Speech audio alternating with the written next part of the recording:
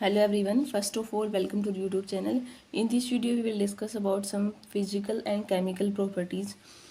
वैसे जो बीएससी आपका थर्ड ईयर है 6 सेमेस्टर ऑर्गेनिक केमिस्ट्री हम डिस्कस कर रहे हैं, तो उसमें आपका chemical properties are not mention in your syllabus, but फिर भी हम इसको आपको फॉर योर नॉलेज हम डिस्कस कर देंगे, क्योंकि आपके एमएससी लेवल जैसे फर्स्ट ईयर है सेकंड ईयर किसी भी यूनिवर्सिटीज़ में डिफरेंट टाइप में आते हैं, तो उनमें आपका केमिकल प्रॉपर्टीज़ करनी होंगी आपको।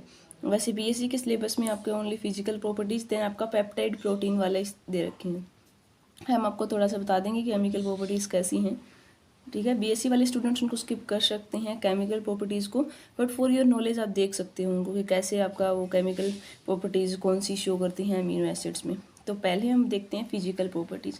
तो फिजिकल्स का मीन्स तो क्या होता है कि कैसा उसका अपीयरेंस है आपकी, कैसा उसका ऑर्डर है, सोल्युबिलिटी नेचर्स कैसा है, ये ऑल थिंग्स पैरामीटर हम देखते हैं कि वो पोलर में होगा, सोल्यूबल नॉन पोलर में होगा, कि उसकी शेप मतलब किस मतलब सॉलिड है, लिक्विड है, कलरलेस है, किस टाइप का कलर है उसका। तो ये ऑल थिंग्स देखते हैं। तो वैसे ही आपके अमीनो एसिड्स हैं ना वो जनरली क्या होते हैं, आपके क्रिस्टलाइन सॉलिड्स होते हैं, आपके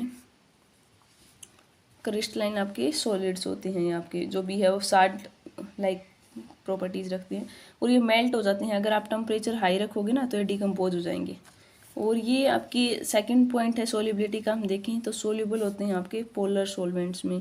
पोलर में क्यों होते हैं आपको पता है कि पोलर देखो चार्ज का सेपरेशन, तो अमीनो एसिड्स में आपके 2 ग्रुप होते हैं, एक अमीन ग्रुप होता है, एक कार्बोक्सिलिक ग्रुप। तो NH नेगेटिव आप देखते हो कि जब इनकी जो पोलर आयन फॉर्म है क्या होती है, RCH जैसे COH है और NH2। जब हम इसका आपको बताया था ये डीप्रोटीनेशन होता है, ये प्रोटीनेशन, तो कौन सी स्ट्रक्चर होती है, RCH CO नेगेटिव और NH3 पॉजिटिव, इसमें एग्जिस्ट करते हैं ये। तो पॉजिटिव नेगेटिव है मीन्स पोलर टाइप मॉलिक्यूल, तो ये सेम लाइक आपको होता है लाइक डिजोल लाइक होता है। तो आपके लाइक डिजोल लाइक के प्रॉपर्टी के हिसाब से क्या हो गया, अमीनो एसिड्स क्या होंगे, डिजोल होंगे, आपके सोल्यूबल होंगे पोलर सॉल्वेंट्स लाइक वाटर होता है। बट ये जो ऑर्गेनिक बेंजीन ईथर उनमें थोड़े इनसोल्यूबल होते हैं प्रैक्टिकली देखें तो। और इनका कोई सॉल्यूशंस है वो आपका डाइपोल मोमेंट ज़्यादा होता है, जो चार्ज सेपरेशन इसमें है ना। डाइपोल मोमेंट क्या होता है, चार्ज इनटू डिस्टेंस, तो चार्ज इसमें दोनों में है, पॉजिटिव भी है नेगेटिव भी है, तो इसका हाई डाइपोल मोमेंट होता है।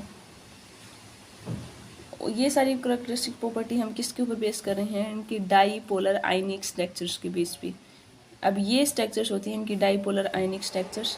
इससे भी कई बार क्वेश्चन पूछ लेते हैं, जैसे हम केमिकल प्रॉपर्टीज़ में हम बस बताएंगे। अब जैसे ये डाईपोलर फॉर्म है ना, जैसे 2 फॉर्म होती हैं, एक आपकी एसिडिक है, एक आपकी बेसिक है। तो ये पूछ लेते हैं कि कौन सी में, अब हम तीनों स्ट्रक्चर्स बनाते हैं आपको, जैसे आपके 3 स्ट्रक्चर्स हैं इसमें मेनली। सबसे पहला देखो आप RCH, अगर इसके हमने डीप्रोटोनेशन कर दिया CO नेगेटिव और इसका प्रोटीन सेम रहे, तो ये है NH3 पॉजिटिव, 1 स्ट्रक्चर्स तो ये है आपकी। ठीक है, और सेकंड इक्विलिब्रियम में चल रहा है सब कुछ, RCH CO नेगेटिव, इसमें एक प्रोटॉन इसने दे दिया, तो यहाँ क्या बच गया NH2। सेकंड स्ट्रक्चर ये है। थर्ड में क्या हो रखा है आपका, इसमें H आ रखा है, इसके पास प्रोटीनेशन हो रखा है इसका भी, मतलब इसका डीप्रोटीनेशन नहीं हुआ एसिड का, COH है, और यहाँ आपका NH3 पॉजिटिव। ये 3 स्ट्रक्चर्स हैं आपके, और इन सब में फ्री अमीनो और कार्बोक्सिलिक ग्रुप है। ये केमिकल प्रॉपर्टीज़ में भी हम इसको बताते हैं डिस्कस। तो हम क्या देखते हैं इसमें कि जब आपका बेसिक सॉल्यूशन होगा ना, तो इस सेकंड वाली को फेवर कर रहा है। क्यों बेसिक है मतलब नेगेटिव, तो इसमें देखो पॉजिटिव नहीं नेगेटिव है, तो ये बेसिक फॉर्म में तो इस वाली स्ट्रक्चर्स को फॉलो कर रहा है, मतलब इसमें ज़्यादा रह रहा है आपका, इक्विलिब्रियम में फेवर कर रहा है एंड 2 स्ट्रक्चर्स को, क्योंकि इसमें अमीनो ग्रुप है NH2 बेसिक आपका, वो कैरीड आउट करवाएगा बेसिक सॉल्यूशन में जो भी रिएक्शंस हैं, NH2 आपका बेसिक है।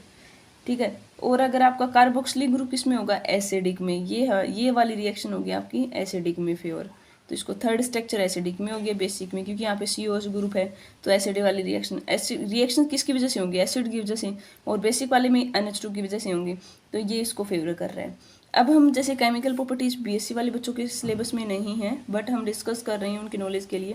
तो देखो आपको पता चल गया कि जो अमीनो एसिड्स हैं उसमें 2 ग्रुप हैं, या एक अमीन ग्रुप है, कार्बोक्सिलिक ग्रुप। तो जो भी रिएक्शंस होंगी आपको पता है कि जितने भी केमिकल रिएक्शन है वो किसके कारण होते हैं, ड्यू टू फंक्शनल ग्रुप जो भी है उस पर डिपेंड करता है ना, जिस टाइप का फंक्शनल ग्रुप है उस टाइप की ही केमिकल प्रॉपर्टी को शो करा के, अल्कोहल है, फिनोल मतलब अल्कोहल है, कार्बोक्सिलिक है, अमीन है, तो different type of functional group की डिफरेंट केमिकल प्रॉपर्टीज होंगी, डिफरेंट रिएक्शंस को शो करेगा। तो यहाँ पे 2 फंक्शनल ग्रुप है, means 2 type of chemical reactions होंगी। तो रिएक्शन इसमें क्लासीफाई हो जाएंगी, रिएक्शंस ड्यू टू आप बोलोगे अमीनो ग्रुप, और सेकंड बोलोगे ड्यू टू आप कार्बोक्सिलिक ग्रुप, कि कार्बोक्सिलिक ग्रुप की वजह से कौन सी रिएक्शन शो कर रही हैं और अमीन ग्रुप की वजह से कौन सी कर रही हैं। ठीक है, तो हम क्या देखते हैं कि जो बेसिक वाला है उसमें लाइक आपका बेसिक वाले में वो एसिड के साथ रिएक्शन करेगा, साल्ट बना लेगा। आपको पता है कि एसिड बेस क्या होते हैं, वैसे न्यूट्रल साल्ट बना लेते हैं। और अल्काइलेशन वाली रिएक्शन है, एसाइलेशन है, रिडक्शन है, ये ऑल किस में आएंगे, अमीनो ग्रुप वाले में। ठीक है, तो फर्स्ट देखो साल्ट तो सिंपल बताया आपको कि देखो ये रिएक्शन है RCH पॉजिटिव CO, इसी को लेकर हम रिएक्शन करनी है। अब इसमें जब मान लो आपने एसिड डाल दिया H पॉजिटिव Cl नेगेटिव, तो यहाँ H इसके पास चला जाएगा और इसके पास चला जाएगा Cl, तो क्या बन जाएगा आपका RCHCOH NH3 पॉजिटिव Cl। ये क्या हो गया आपका हाइड्रोक्लोराइड्स का साल्ट। तो मीन्स बेस जो ये डाइपोलर आयन स्ट्रक्चर था, एसिड डाला तो आपका क्या स्टेट बन गई आपकी, इसमें साल्ट की फॉर्मेशन कर ली। सेकंड है आपकी अल्काइलेशन रिएक्शन। अल्काइलेशन में क्या होता है, आर ग्रुप को अटैच करते हैं हम। तो बेसिक सॉल्यूशन में क्या होता है कि जो अमीनो ग्रुप है ना अमीनो एसिड का, जैसे हम बेसिक वाली स्ट्रक्चर्स ये थी 2 वाली, तो इसमें ये अमीनो ग्रुप है वो एक एज ए न्यूक्लियोफाइल बिहेव कर रहा है। न्यूक्लियोफाइल है, जब अल्काइल हैलाइड आएगा आपका तो वो डिस्प्लेस कर देगा हेलोजन को और एन अल्काइल डेरिवेटिव की फॉर्मेशन कर लेता है। वो कैसे हम बोल रहे हैं आपको, देखिए RCHCO नेगेटिव है और ये है आपका NH2 अल्काइल हैलाइड है, हमने मान लिया कि इसके साथ रिएक्शन करवाई है बेस सिंपल, तो एज ए न्यूक्लियोफाइल बिहेव कर रहा है, तो ये इसको डिस्प्लेस कर देगा। तो मीन्स एक H और X, तो ये HX रिमूव हो जाएगा और R डैश इसके पास आ जाएगा, CM स्ट्रक्चर ऊपर वाली रहेगी आपकी। तो RCHCO नेगेटिव, यहाँ लग जाएगा आपका NH R डैश और HX आपका, तो एन अल्काइल अमीनो एसिड की फॉर्मेशन कर ली। थर्ड रिएक्शन ये शो करता है आपका DNFB के साथ। इसको क्या बोलते हैं हम, डाई नाइट्रो फ्लोरोबेंजीन, इसको हम बोलते हैं सेंजर्स रिएजेंट। कई बार पूछ लेते हैं आपका DNFB क्या है, सेंजर्स रिएजेंट है। तो अमीनो एसिड है वो रिएक्ट करेंगे जो सेंजर रिएजेंट्स के साथ में और हमें डाई नाइट्रोफिनोल की फॉर्मेशन, और जो एक क्रिस्टलाइन कंपाउंड है। तो DNFB की स्ट्रक्चर क्या है आपका, डाई नाइट्रो, जैसे NO2 NO, यह डाई नाइट्रो फ्लोरोबेंजीन 2 पोजिशन पे और 4 पे है। ठीक है, मतलब ये इस पे आएगा NO2 4 पे है ना, 1 2 3 4 ऐसे। तो डाइनाइट इसको और अमीनो एसिड के साथ में रिएक्शन करवाई आपकी, अमीनो एसिड है आपका NHR और CO नेगेटिव। ठीक है, तो यहाँ पे HF बाहर निकल जाएगा, यहाँ से ये बॉन्ड जुड़ जाएगा आपका NH, same things dinitrophenyl derivative बन जाएगा। और इसका ये रिएक्शन स्ट्रक्चर डिटरमाइन करते हैं ना जब हम पेप्टाइड और प्रोटीन की, तब भी हम सेंसर रिएजेंट का यूज़ करते हैं। एसाइलेशन सेम, अल्काइलेशन में R ग्रुप है, एसाइलेशन में क्या हो जाएगा RCO, सेम थिंग यहाँ पे भी अटैच हो जाएगा, R डैश था वापस NHCO लग जाएगा और सेम रिएक्शन है यही वाली। नाइट्रस के साथ रिएक्शन करवाओगे, जैसे अमीनो एसिड है कोई भी, नाइट्रस एसिड ले लो आप HNO2 वगैरह, तो आपका ये हाइड्रोलाइसिस करके और हाइड्रोक्सी एसिड में कन्वर्ट हो जाएगा। तो ये ऑल रिएक्शन है आपके अमीनो ग्रुप की वजह से। ठीक है, अब हम रिएक्शंस, कुछ रिएक्शंस आपको बता देते हैं जो कार्बोक्सिलिक ग्रुप की वजह से हैं। कार्बोक्सिलिक है तो आपको बताया कि एसिड है तो हम क्या डालेंगे इसमें, बेस साल्ट बनाना आपको, वो बेस था तो हमने डाला एसिड HCl। तो यहाँ पे क्या सेम थिंग, अमीनो एसिड में बेस डाला तो क्या फॉर्मेशन कर लेगा आपका, साल्ट बना लेगा, वही सेम थिंग से। उसमें अल्काइलेशन वाली रिएक्शन हो रही थी, इसमें आपकी एस्टरिफिकेशन रिएक्शन हो जाएगी, एसिड क्लोराइड की फॉर्मेशन, डीकार्बोक्सिलेशन होगा, रिडक्शन वगैरह, ये ऑल थिंग्स आपकी कार्बोक्सिलिक ग्रुप की वजह से आएंगी जो भी रिएक्शंस हैं आपकी। तो एस्टरिफिकेशन है सिंपल, आप अमीनो एसिड ले लो, जैसे ग्लाइसिन ले लो, एलेनाइन ले लो, कुछ भी। हमने ले लिया ग्लाइसिन, ये हो गया CH2CO नेगेटिव है। पहले आपने डाला एसिड, आपने एसिड डाल दिया तो इसमें क्या है NH3, तो ये साल्ट H तो इसके पास चला जाएगा और Cl यहाँ पे साल्ट बन गया एक टाइप का। तो ये रिएक्शन क्या हो जाएगी, Cl NH3 पॉजिटिव, Cl के ऊपर नेगेटिव है, यह हो जाएगा CH2COH।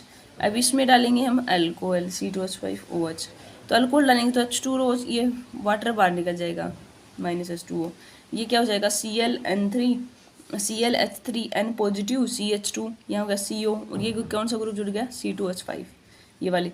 फिर उसका आप करोगे सिल्वर ऑक्साइड की प्रेजेंस में HgOH, तो आपका इथाइल अल्फा अमीनो एसिडेट की फॉर्मेशन, मतलब एस्ट्रिफिकेशन करना है आपको। सिंपल आपको पता क्या एस्टर कैसे बनता है, आपको एसिड है उसमें अल्कोहल डाल दो तो आपका एस्टर की फॉर्मेशन हो जाएगी। वही हम कर रहे हैं, आपका एसिड बनाया अल्कोहल डाला तो एस्टर बन गया। सेम थिंग्स, एसिड क्लोराइड की करनी हो तो अमीनो लो, एनहाइड्राइड ले लो तो पहले डेरिवेटिव बन जाएगा। फिर आपको पता है कि क्लोरिनेशन करते हैं जैसे एसिड क्लोराइड, तो थाइनोल क्लोराइड का यूज़ करके हम रिएक्शन कर लेंगे।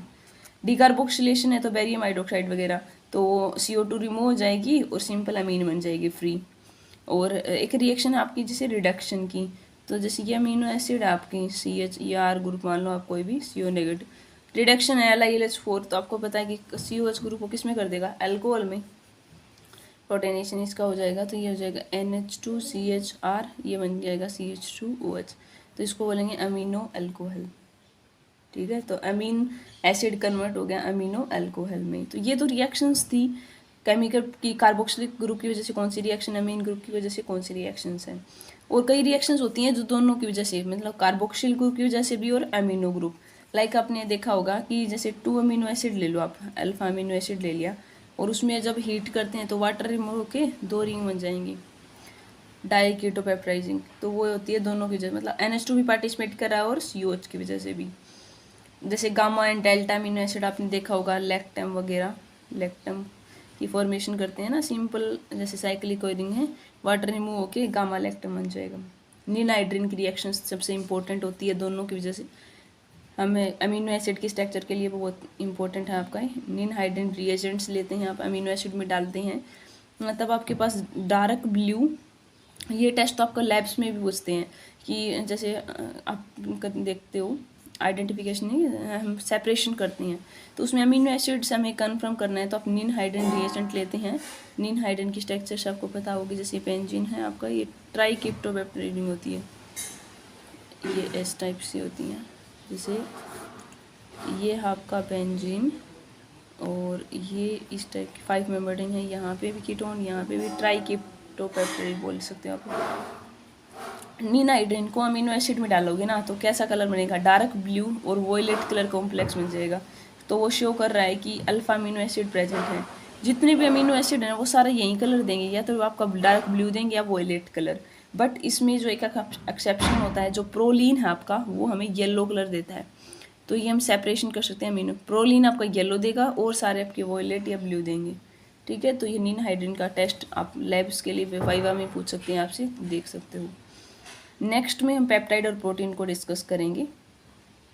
आई होप आपको ये समझ आया होगा। Thanks for watching my channel.